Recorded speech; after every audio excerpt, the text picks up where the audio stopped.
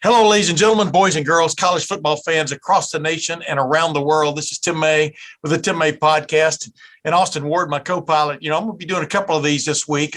One of which is there's a lot of snow on that mountain when it comes to Coach's Mountain at Ohio State, and we need to deal with it before it becomes an avalanche. And you've been on top of that better than anybody else. So I wanted to get you in here with that, but I also want to come back later in the week with kind of a reaction to the national championship game and where things are headed, more specifically where things are headed with Ohio State in that realm, as they now eyeball 2022, 2021 is long gone now, and Ohio State capping up with that dramatic victory in the Rose Bowl over Utah and coming back. And we all knew changes were in the works. Ryan Day had already announced a change at defensive coordinator, or at least the new defensive coordinator, Jim Knowles. Matt Barnes has moved on to Memphis as, I think, defensive coordinator. Am I correct? Correct. And as you broke this week, you're ahead of this. On top of it, Justin Frye being hired from UCLA as the offensive line coach. Ryan Day has had plenty of experience with Justin Frye. Trusts him, kind of like a your yin, my yang kind of thing, right, with Ryan Day and Justin Frye. But kind of get into that. What does this mean to Ohio State going forward, in your opinion? Yeah, it's pretty significant. And you look at this already with, as you mentioned, those changes that have gone on. It's clear that Ryan Day is not standing pat and satisfied with what happened at the end of the year. And one of the things that we talked about, at the end of 2020, it was, interior pass rush. Ohio State had problems there handling that. And one of the ways they wanted to fix it was, they're going to put 4 tackles out there. Well, then they gave up something a little bit in terms of the running game and short yardage situation, and it wasn't what Ohio State wanted. So the buildup there is that as the production started to slip a little bit for the Ohio State offensive line, then you combine that with the fact that the recruiting had never been Greg Studrawa's strong point. Ohio State really, after what happened in the Big House, felt like they needed to make a change there and look for an upgrade. And Justin Frye, this has been somebody that, dating back to when Ryan Day was first hired 3 years ago, there was a conversation of, do you keep Greg Studrawa or go pursue this guy? That's how long he's been on Ohio State and Ryan Day's radar. And ultimately, Ryan Day came down and said, well, Stud had developed these guys. They had the Remington Trophy winners. They were still sending, guys to the league. They were getting a lot out of Thayer Munford and 3-star guys like DeJuan Jones. But, that sort of, as that came down a little bit, it became more apparent to Ohio State that they needed to make that change. And I think that some energy, maybe we'll see if he's a better recruiter. That's going to be a big part of the job, of course. But there's a lot of opportunity, I think, here for Ohio State to grow on that offensive line. And that's to take nothing away from what Studrawa did over the overall body of work. But I think sometimes you do need some fresh blood to move forward. Yeah, let's get into this real quick, though, from a recruiting standpoint. Obviously, they've gotten some pretty good players in here in the offensive line spot. What specifically do you think Justin Frye will enhance in that regard? I mean, like you said, they started 4 tackles. Maybe that's because they didn't have 2 guards, but those were pretty talented guys. They started on the offensive line this year, including Luke Whippler at center. But where do you think they could go? You and Berm talk about this a lot, and Spencer Holbrook and stuff, but where do you think they can go as far as enhancing the offensive line recruiting? Yeah, I think that, and they've still done well. Like, a lot of times they miss. Jackson Carman is the one that people point to a lot. Well, what happened after that? Nicholas Petit-Frere turned out pretty well. Yeah. I think it, more than anything, just made it more challenging for Ohio State that they didn't initially win the battles that they wanted to, and then they had to go back and fight another one and maybe call in reserves from Kevin Wilson or Ryan Day, to push that over the top. And or even Greg Schiano with Nicholas Petit-Frere, for example. Yeah, exactly. And recruiting areas and all that sort of thing. And because Kevin Wilson with DeJuan Jones was a big factor there, for example. And, it's not that Ohio State didn't have good players, because they do. And Justin Frye is about to inherit a lot of them. I think ideally Ohio State would just not like to have to worry about that and know that these things are going to be taken care of well in advance. They're going to lock up the guys that they view that they want and need. And I think that maybe that earlier success maybe that allows them to look at other areas or spend more time on different things that maybe matter more than having to scramble down the stretch or have other people tag in on relationships. Berm can answer that question a lot better than I can. I think what I became a little bit, I thought that keeping Greg Studrawa was a defensible decision when Ryan Day took over. And a lot of that was tied to what you saw with Billy Price and Pat Elflein. And at that time, Ohio State seemed to have a really good feel for evaluating its personnel and then putting them in spots where they could succeed.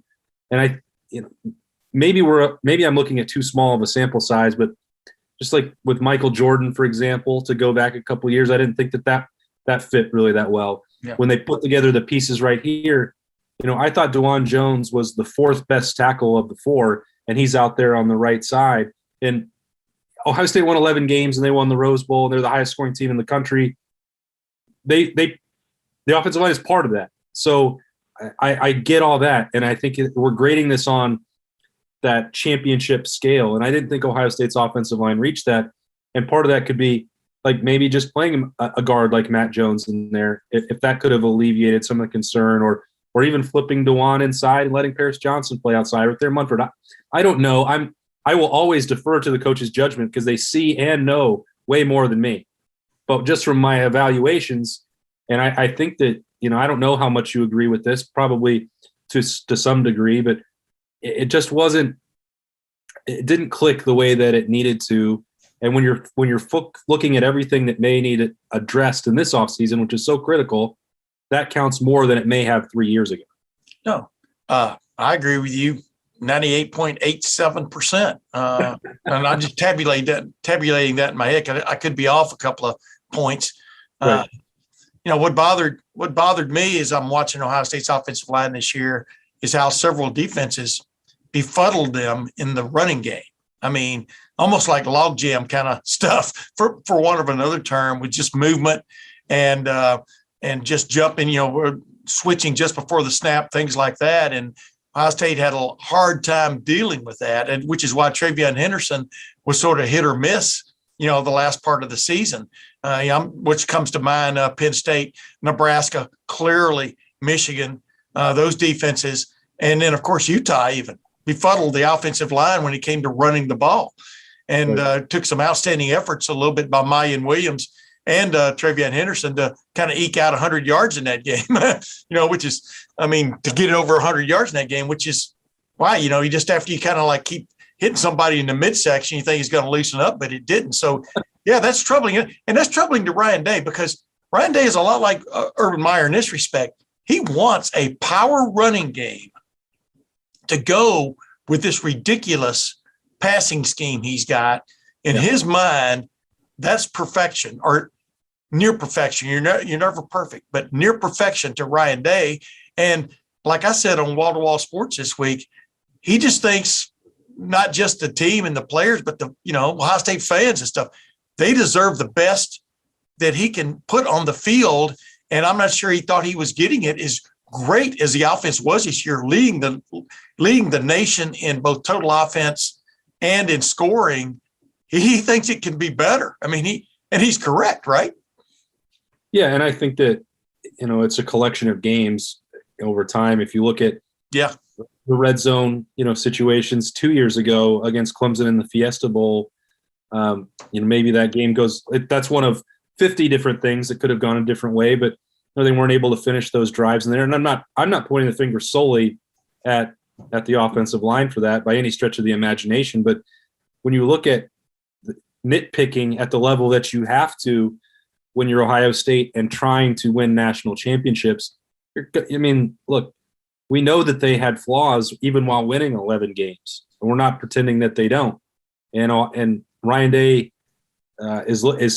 has to be serious about that, because he wants to win a national championship. You don't leave a legacy at Ohio State without one as the coach, or at least your legacy looks a lot different if it's not on in that trophy case for you. So he can't just say, well, yeah, we're number one in the country in scoring and things are great and double-digit wins, we're really happy. Hey, next year, everything will be fine. And I think that if there was a question for people about that with Ryan Day and the last couple of years, whether that's, promoting some guys from in-house, like, Parker Fleming or bringing in Matt Barnes, it was like, okay, well, how aggressive does he want to be with his coaching staff? Well, I think that this, for me, that tells you Jim Knowles was one sign for that, but he could have easily, if he wanted to, made a case to keep Greg Studrawa because of all the factors that we mentioned. Yeah. And he's a great personality as well. Like, everybody likes talking to Stud, and he's done good work getting the most out of players. Like, if he truly wanted to do that, there would have been an opportunity to do so. Yeah, let's make it clear to people. We're not necessarily indicting Stud. He's one of my favorite guys I've ever dealt with. Right. We're talking about this thing more in the way Ryan Day is looking at it. And just like with the defensive situation, they kind of got a few things figured out as the year went along with Matt Barnes, calling the sets and stuff and collating the situation and taking them down maybe a different path, the path that clearly Ryan Day wanted to go, but it was not what they wanted. And when you're starting like a former running back and a former tight end at linebacker, in the last game of the year, things have not gone well in the linebacker room. That is for sure, So we'll see if there are other shoes to drop in this whole thing. But Ryan Day was not going to sit there and just go, okay, we'll get to the end of the year and fix this. Didn't have time. This was a really good football team that still had a shot at maybe going places. It did go to the Rose Bowl, but, they had other things in mind. And he pulled the trigger and brings in Jim Knowles. What do you see coming down the road? Do you see more changes on that defensive side? You and I've talked about this, but people listening, so I have to kind of prod you. You know what I'm saying? But what have we seen the last of the changes on the defensive side of the ball, in your opinion? I'm talking about from a coaching staff situation. Yeah, but probably not. As Ohio State looks at this, I know that there were interviews with defensive backs coaches on Friday as Ryan Day looks at that. And, obviously, Matt Barnes is not around. And if you're trying to, shuffle things around and look at who's in what seat, it seems at this point now, and I had said over the previous month leading up to the Rose Bowl that I thought Larry Johnson was probably more likely than not to retire. I would flip that now, and I think that he is more likely to stay than retire, at least for this cycle. Sure looks like it. Yeah. So that's a significant piece right there. Jim Knowles is going to coach linebackers. My understanding of the staff structure is that even though Jim Knowles has worked with two defensive line coaches in the past at Oklahoma State, that is not currently, and these things can change, not currently the way Ryan Day and Jim Knowles are looking at comprising this staff. They would rather have two coaches in the secondary, which to me makes a lot of sense because you have three safeties and two cornerbacks. The positions and responsibilities are not the same. So I think that is where that is heading. What does that mean for Kerry Combs? He has options outside the program, two of them at the NFL level, and a possibility for one thing that may transpire with a college program. There's moving pieces there, so that'll be as far as I go to identify that situation. But the point is, I think Kerry Combs has had the opportunity to return, and he's part of that conversation with what do they need when they interview coaches, secondary coaches, defensive backs coaches, safety coaches, cornerbacks. If you have Kerry Combs that you have one of the most decorated cornerbacks coaches to ever come through college football with what he did with first-round draft picks. So that would obviously lend itself to a different position. We'll see. I think when you're talking about, Kerry Combs having options, the potential for Al Washington to look outside the program as well, and not knowing definitively how he fits in with Jim Knowles at linebacker, there's the opportunity there where it would, I guess I would have to say, surprise me if the rest of that stayed the exact same.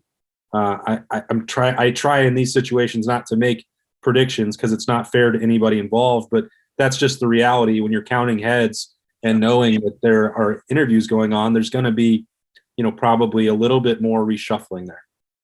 Hey, before I get to one of Ryan Day's great recruiting coups, although it's not really because this guy was born and bred a Buckeye. I'm going to get to that in a minute. I'm talking about on a coaching staff. You know where I'm going. That's why you're laughing. That's why you're chortling. Let's get back to Larry Johnson and stuff. Let's say Jim Knowles comes in and he wants to he wants to do that Leo thing that he did at Oklahoma State. Although, I don't know. I think the jury's out on that. I had Marlon Kerner on talking about that last week, former Buckeye, just about, in the Big Ten, can you really get away with doing a lot of that? But do you think Larry Johnson is ready to coach that kind of like situation, a defensive lineman who at 1 minute at end, 1 minute in the A gap, 1 minute on the other side, 1 minute in the B gap? I mean, do you think Larry is amenable? Well, he's obviously he's amenable, but I mean, do you think he would look forward to that as opposed to coaching for the most part 4 down linemen every every scheme? Well, how do you think that's going to go? How do you think those conversations, I guess, are going in the defensive meeting room? Yeah, I mean, Larry Johnson knows more about defensive line play and not just his own approach than anyone could ever hope to learn and then forget. He's as knowledgeable as they come. He's a legend at that position. And I hadn't really given it a ton of thought, which you brought up about, shifting around that personnel and using that Leo or Jack or whatever they want to call that role if they use it. Obviously, we talked about that in the build-up to the Rose Bowl. Hey, wait a minute. Let me interrupt you. Maybe they'll call it Brutus. You know what I mean? Hey, the Brute. Yeah, the Brute. As opposed to the Bullet, because the Bullet hits some people the wrong way, pardon the expression. But go ahead, Dan. Yeah, I mean, we're here for ideas for that if they need it. We'll be happy to brainstorm. Well, the Bavarian bulldozer or whatever it is bull rusher that Bird gave commitment. I mean, signee, I guess, Hero Canoe. I mean, that's pretty good. But go ahead now. His name is Hero. You don't need more. Anyway, that's aside the point. I guess the way you mentioned that, Tim, just sparked my memory of thinking about Chase Young and inside that, Jim Hafley year, Greg Madison, and moving him around in the times where he's standing up and sometimes he's inside, sometimes he's outside, the predator position when he was floating around as a stand-up. I don't think Larry Johnson probably thought at some point earlier in his career, that's what I'd really like to do with my defensive end, to stand him up and move him all over, the lineup, all over the field. But your point is we've kind of seen this before. Go ahead, though. And that's the point. So I think he's okay with that, and maybe that would be. I don't know what's going to happen with Zach Harrison. Seems like he's been on the fence throughout this whole process, but with his skill set, maybe that would have been a better use than just, hey, stay here on this one side every single snap. This is what you're going to do. He's got so much athleticism. Maybe that would have been a better option. Jack Sawyer could be the same situation next year. So I don't think that he's opposed to that or unable to teach it, because he's also done some things where, hey, Baron Browning, you might be really good in pass rush situations. Why don't you come down here and use some of these techniques, and then we're going to put you in this spot. And Cade Stover's done the same thing. I think that that's something that he can do without it being like, you're insulting my legacy. I don't think that would be the case. Yeah. Yeah. I mean, let me ask you, I'm asking this facetiously a little bit, but what do you think Jim Knowles thinks of the linebacker room right now? What do you think he's thinking? I mean, he's watched, he's gotten to watch video, at least of practices. Probably, I don't know if he got to watch any practices. I think he did. He got to watch the Rose Bowl. What do you think he's thinking about the linebacker room right now? I don't know if I'm in the minority on this, because there's been so much kind of criticism of the way that unit. I know where you're going, though. Go ahead, though. You're not in the minority. Go ahead. I just think that there is a lot of raw material to work with, and Cade Stover has got to stay there. Okay, let's start with that.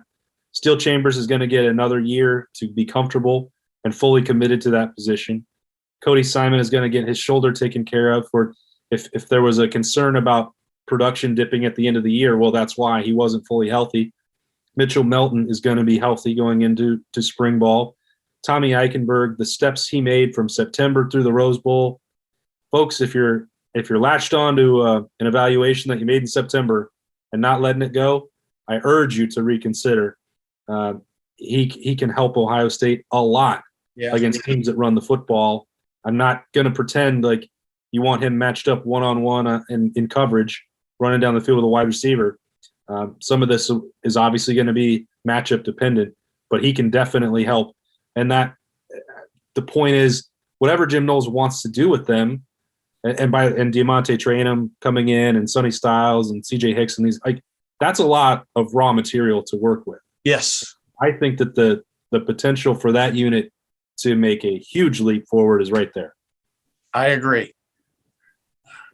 I'm going to put you on the spot here. You don't have to answer, but is Al Washington Jr. on the staff at the start of spring? What is your take? I mean, is there seem to be, just look from the outside in, because I like Al Washington Jr.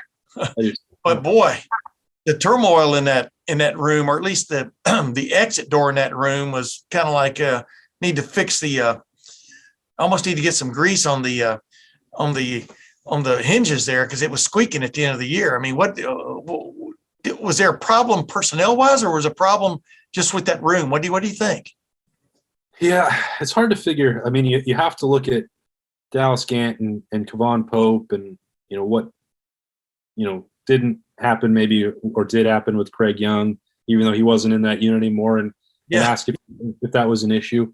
I tend to side on the fact that they were just a few rare circumstances and maybe beyond what Al Washington can control.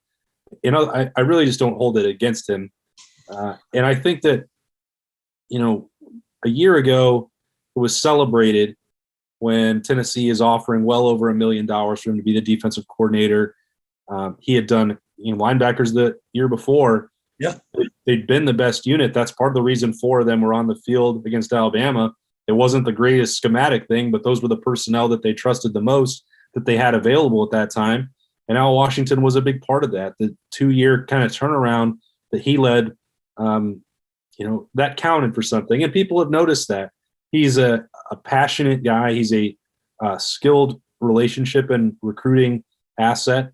To answer your question, it's hard to look and see. His role is not going to be coaching linebackers if he's at Ohio State.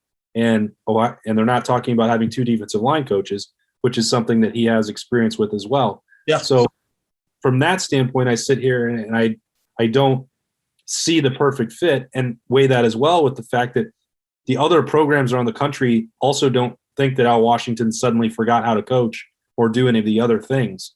I think, Tennessee, he recognized was going to be a pretty big challenge. Even to take if you want to just take the money, he could have done that. But, to try and turn around that program in that situation at that level to be a first-time coordinator was a lot to ask. And so that's one of the reasons that he decided to stay. I think they'll have other options, and I think that he'll have to weigh that with, hey, you're no longer going to be the primary linebackers coach. You wouldn't be, even if they changed course and had a second defensive line coach. You're not going to – Larry Johnson is still here. You're not going to be the primary guy there. So I think that'll probably weigh into it, and that makes it a little bit hard to see at this point. Yeah, it was really cool. The Tanner McAllister, what he had to say, about Jim Knowles. I mean, just being a player's coach. I mean, player's coach, it has all kinds of connotations. But, man, I've done a lot of homework on him in the last month, and I just like the way he kind of goes about his business. I'm talking about Jim Knowles. We'll see if it translates at Ohio State. But some of the stuff he's done, you can always see there's thinking going on. He's a lot of times ahead of the game in the chess moves, and that's kind of, instead of just putting a defense out there because it says this team is going to do this now, you can see some chess moves he's making there where all of a sudden the offense kind of goes, whoa, wait a minute. Well, we've already run out of timeouts. Now what do we do? You know what I mean? Yeah. So it's going to be interesting. Jeff Hafley had a very immediate impact on the defense before he was one and done. And I think Jim Knowles might be close to a lifer unless he gets a head coaching job or something somewhere. I think this might be a comfortable fit for him and for Ryan Day in this defense. You agree? Hey, for $1.9 million, you can get pretty comfortable being a coordinator. I was going to say, man, I can buy me a new stool so I'm not always fidgeting while I'm on here.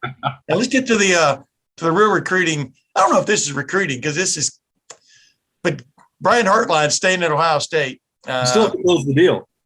Huh? Yeah. You still have to close the deal. Yeah. Like I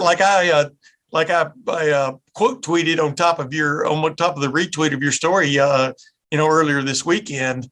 This is like him landing an NIL deal, getting named passing game coordinator, because it is. It's There's a lot more money going to be involved. It has to be because he was a hot name out there. Explain to people how hot he was. I mean, obviously Marcus Freeman, I think he didn't roll out the bank for him, but Marcus Freeman was extremely interested in him joining his staff at Notre Dame, the new staff at Notre Dame. But keeping Brian Hartline was a coup and a recruiting coup for one of another term by Ryan Day, right? Yeah, and I think that it goes back to what we talked about early on with, well, how aggressive is Ryan Day going to be? There's not any, hey, this receiving group last year was special. It's going to be special again this year, and the recruiting is not slowing down. Well, that's Brian Hartline. Ryan Day's not trying to take credit for that, not trying to say it's all my offense or all my quarterback. There is a recognition that Brian Hartline is very, very, very skilled at his job. Okay, so you have to be aggressive. Then sometimes your most aggressive move is making sure that people don't hire away your best coaches. So that part, Ryan Day recognized that, knows that the credit's due there, wants to make sure that he stays any way that he can keep him. And then there's another part that has to come into this, and that is, can you make sure that Gene Smith is aware of that situation and that support comes from above Ryan Day as well? And they had to step up here because at the level Brian Hartline was at previously, which was a pretty steep hometown discount considering he's the best in the country at his position. And well, not only that, but let's throw some else in there. Never been a coach before. Ohio State took a chance on him. I don't know if it was a GA or whatever you want to call it there, whatever, proved himself. Got a great break.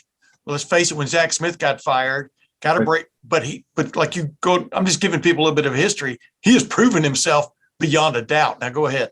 Yeah, without question. And so, because of the way he came in, I can see why it was initially tougher for them. Plus, Brian Hartline got a second contract in the NFL. Yeah. He wasn't homeless here by any stretch of the imagination. No. So it made sense. Like, all right, he's an alum. He got this opportunity. Maybe we can devote some of the resources elsewhere. And then on the way up, and I think Brian Hartline understood that starting out. And he's a competitor. Even if he didn't need the money, he still would have liked it because he was earning it. And I think that there was a recognition from everybody involved that you're going to have to pay the market rate for this guy, even if he does have loyalty to Ohio State. You can't expect to get a hometown coupon permanently with someone of his stature at this point, because if you are banking on that, at some point somebody's going to come in with an offer that is going to knock his socks off, knock everyone's socks off, and say, I can't say no to this. They're going to triple, quadruple the pay. It's at some point people want to be paid what they're worth. And I'm not saying that Brian Hartline was trying to leave. He wasn't. But the door was open, at least in the eyes of Marcus Freeman, to make that call and say, hey, they're paying you $500,000. Well, you're worth way more than that. Yeah. Let's do this. And so that pressure, then Ryan Day has to recognize it, and then Gene Smith has to step up and sign off on that. And to his credit, Gene Smith's credit, Jim Knowles is the highest paid assistant in the history of Ohio State now. Yeah. It's going to be expensive to complete this staff. Justin Frye made $700,000 at UCLA. That's $700,000 in LA, so that's not quite the same as $700,000 here, but that's what Greg Studrawa was making. So you have to anticipate it's that or more, especially if he's not going to be the offensive coordinator the way he was at UCLA. So that's an expense. Tony Alford needed a raise after getting interest from LSU and Notre Dame, by the way. That was another call that came in. So, this money's adding up, and but this is the way of it, the way of the world right now. Ryan Day's also going to need more money.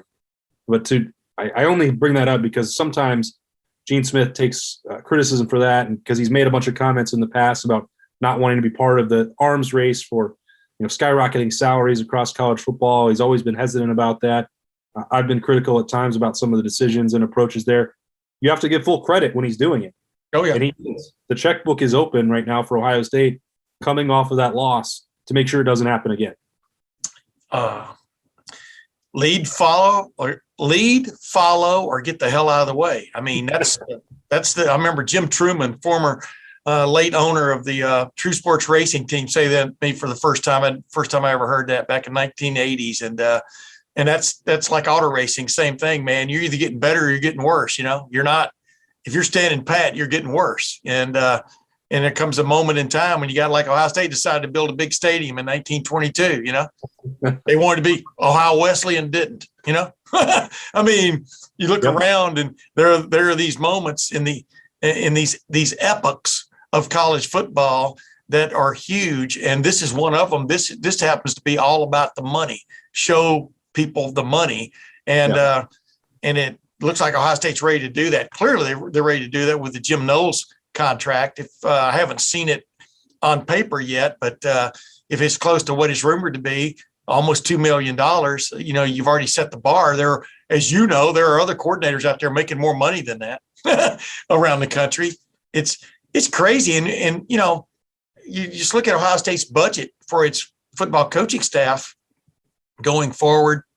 We're talking about, if you give Ryan Day a bump based on what some other guys are getting for not having done anything of significance, to make him feel good, if that's the right way of looking at it, although making him a head coach for the first time at Ohio State was a pretty good deal, but we're talking about, I was doing this in my mind a while ago, which is a bad place for anybody to wander around in, but we're talking about a minimum $2.53 million bump in coaching salary situation, unless some people take a cut, which maybe one guy takes a cut, but I don't see a bunch at this point. That's a pretty good ballpark figure, don't you think, from a salary standpoint, budget standpoint? Yep. And that's, the crazy part is that the money for that is there. Like, the way it's working with the television deals about to expire and be renegotiated, and then playoff expansion after that. Like, if you don't pay it now when you have it, well, you're going to fall behind.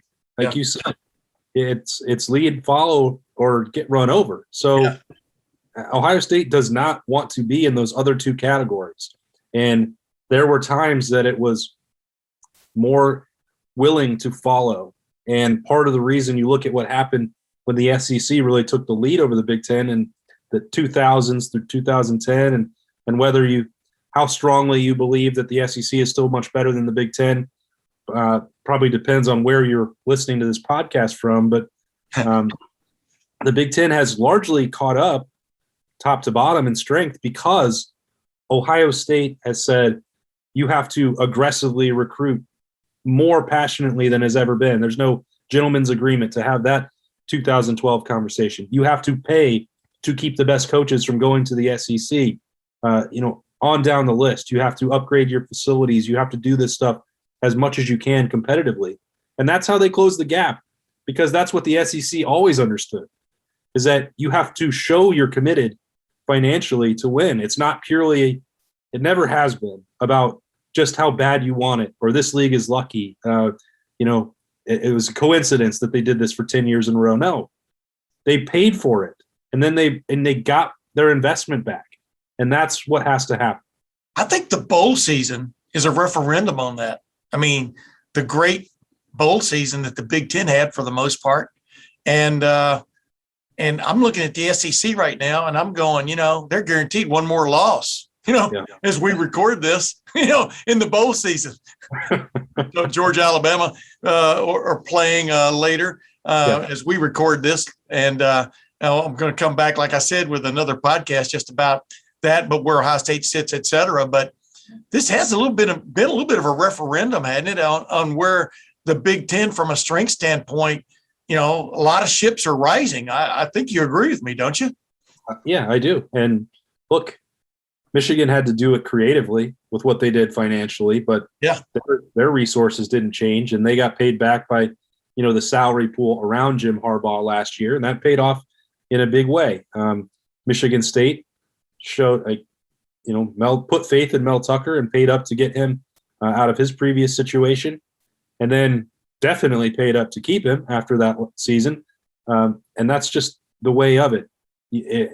It also goes into cutting your losses when you think that things aren't going the right direction. And that also comes with a financial payout and weighing the odds. And I find it amusing that Penn State's calculation told them to keep James Franklin. But again, that's a big commitment that they think that it's the right track and the guy that they don't want to let get away.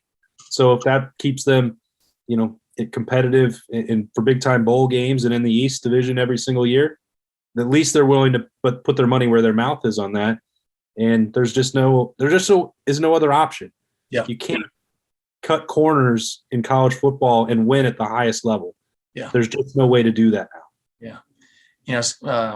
Major college football has become Pamplona, I mean, you're either running with the Bulls and you're out. The best way to run with the Bulls is to be out front of all these other guys running with the Bulls. That's that old line. You have to, when you got two guys, you don't, when a bear's coming after you, don't have to outrun the bear. You just have to outrun that other guy. And that's kind of what we're seeing right now there. Everybody wants to run with the Bulls, man. And a lot of money's being thrown around. Hey, let me ask you this real quick before we go here. Austin.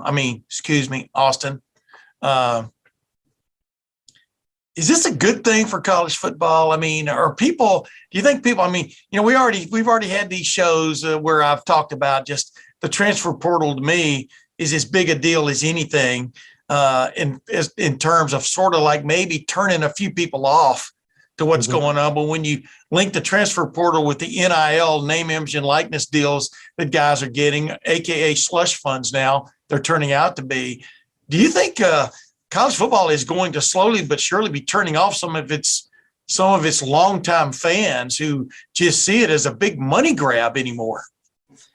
Yeah, and I don't think that the risk of that exists in Columbus or Tuscaloosa or Austin, Texas, or Norman, Oklahoma. I mean, those places have always sort of understood the nature of the business or embraced that part of it and won at a high level. And I don't think that this transfer portal or NIL really changes that in those markets. But for everyone else, and Nick Saban, I think, was alluding to this, and people kind of, I think, missed his point on Sunday or Saturday that, like, is this what you want it to be? Because if you want to open it up to a bidding war, well, Alabama's going to win a lot of them. Most of them. Like, at least against Mississippi State and Ole Miss and South Carolina, or what, like, they're going to clean up. Auburn, throw Auburn in there, man. Go ahead. They're going to clean up. Yeah. And Texas and Texas A&M are going to clean up. And Ohio State is going to clean up. And USC is going to clean up. Yeah. So you only, that's the risk I think that you run for college football. If you're down, and we're already sort of there maybe, if you can only have 10 programs that are legitimate threats to win the national championship every year, well, what does that mean for the rest of 120 programs in college football? Obviously, the group of five, let's just cut that out. But you're still alienating 50 Power 5 teams. Of course you are. And the sport that we all know is not the same if Iowa is helpless against the steamroll and can't, dip into a Fortune 500 company or what. Like, I don't mean to. Maybe John Deere, but go ahead. Yeah. I pick on Iowa a lot, but obviously the situation in Iowa City is not the same as Columbus. Yeah. And part of the issue I think that college football is running into is that there is no central leadership to say these are going to be the rules. We're all going to play by them. This is the dollar amount. This is the portal thing. They basically just let this whole thing get burst wide open, and all the powerhouses were already in position to capitalize on that. Yeah. And that'll stay that way. Yeah. And if they don't do something to try and mitigate that, well, Alabama's going to get even stronger. Ohio State is going to get even stronger. Texas, if they can find a right coach, they're going to get really strong and good again. And that's just the way it goes. And as I've had some former players on there, and we start talking about the NIL. It's like somebody can make a rule. I go, you got to understand, the name, image, and likeness stuff has come into being because of laws that have been written, not NCAA rules. The NCAA totally missed that ballpark because they didn't have anything to do with paying players. And so now that, those bulls, I'm going to use that analogy again, those bulls are out of the gate. I mean, you're not getting them back in the gate without changing laws. And we all have seen how tough that is to do. But you're right. I mean, you got to develop a workaround. You got to have the NFL pays their players, but they have rules, about things. They have salary caps, et cetera. There are ways to sort of corral things, but it's going to take several years, maybe even a decade, to get this thing under control, in my opinion. to where like you and I've always talked about this and I always kept bringing this up. Okay, you want to have an all Power 5 league, association. We got to have rules in an all Power 5 association. But then on top of that, you're going to have teams that are used to being part of a Power 5 deal are going to be the bottom feeders of that new association. Are they going to be happy being the bottom feeders? That's, there is no quick fix to this, in my opinion. Well, that's the case. Like, even as you're saying, if you cut it in half down to 60, I mean, well, what is Rutgers get if they make the cut? Yeah. Rutgers and Vanderbilt, and they go 1-11 permanently. In Northwestern, to a certain extent, because they're on a different playing field than these other teams. It's not just conference dependent or, anything like that. It's you're dealing with such an enormous country and competing interests and different geography and, what that means for demographics in your area and all. Like, not everybody is going to be on a level playing field. They aren't now. And there's no way. The NFL is great. People love it because of the parity. Well, it's because of everything you described. Central leadership and agreement to the same rules for everybody. Yeah. And that doesn't exist in college football. And I truly have a hard time believing that it ever will. But yeah. You know why? Wait a minute. You know why? Because players aren't under contract. I mean, this, they've really missed the boat here, but I'm not sure everybody wanted a mini NFL anyway. I didn't. I mean, that's what separates college football from the NFL, but that's where we're headed. By the way, speaking of changes, I mean, I saw where a Wyoming quarterback went into the transfer portal and went to North Dakota State. Are you bummed? Well, he went to North Dakota State. Wyoming losing both quarterbacks and then having one drop to the FCS level was not a great development for the Cowboys. And also losing their two quarterbacks and their best wide receiver who transferred to Tennessee over the weekend, which is the Austin Ward plan. So I'm sure that'll work out very well for him. It's frustrating. I wonder what's going on because nobody wants to actually listen to me talk about Craig Bull. He could go 7-5 forever, but he's the highest, unless something changed with the Colorado State deal, he was the highest paid coach in the Mountain West Conference. Wyoming is paying for it. They want to be really good, and he's not going to get fired for just going to bowl games because the expectations there are reasonable. But man, that's tough, buddy. I don't know how you handle that. That's a big one.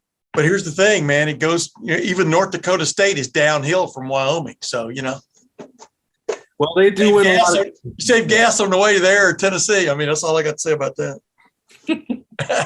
Ladies and gentlemen, one of my favorite people in the world, Austin Ward. He had a much better view from his hotel room than I did from mine in L.A. But that's another story for another day. Although I could see the Hollywood sign and the Griffith Observatory. But Austin, thanks for joining me again, man. We're going to get together later in the week and talk about the national championship game and where this is all headed. But yeah, there was too much going on in the Ohio State, in my opinion, the Ohio State coaching ranks. And, you're the one that fostered this idea of maybe a little bonus coverage down the road. But thanks for joining me on this Tim May podcast, my man. Always a pleasure, buddy.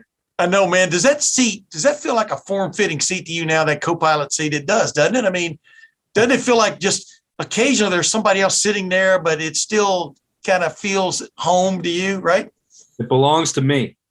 There you go. He knows where all the buttons are, ladies and gentlemen. I let him fly it every now and then. But until next time, Austin Ward, this is Tim May. We'll see you then.